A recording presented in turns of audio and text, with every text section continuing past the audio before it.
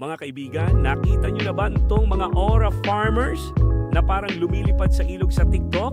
Well, nalaman ko na kung ano talaga sila at mas wild pa pala to kaysa sa inaakala ko. Ganito kasi yon, isang Indonesian festival ito na tinatawag na Patsu Jalur.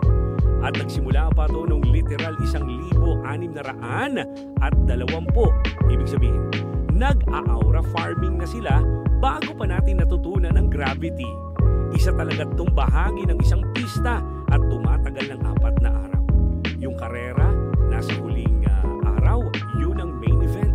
Libo-libong tao mula sa iba't ibang parte ng bansa ang nanonood nito.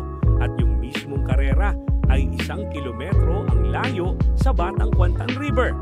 Para mo na rin Kentucky Derby pero yung piyaka jockey nakatayo sa kabayo at sumasayaw pa. Bawat bangka ay may crew na mga 50 hanggang 60 katao, may isang commander na sumisigaw ng mga utos, may helmsman din at may batang nakatayo sa harap ng bangka na sumasayaw pakanan at pakaliwa.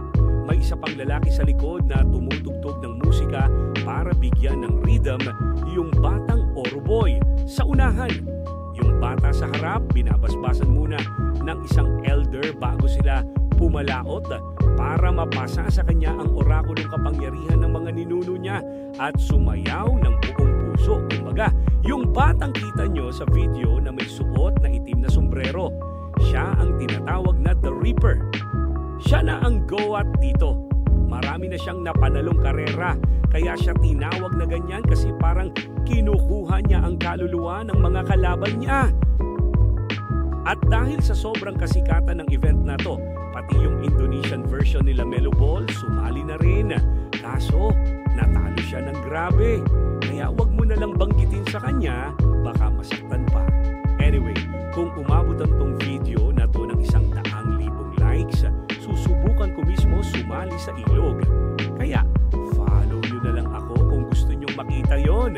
Sige, salamat!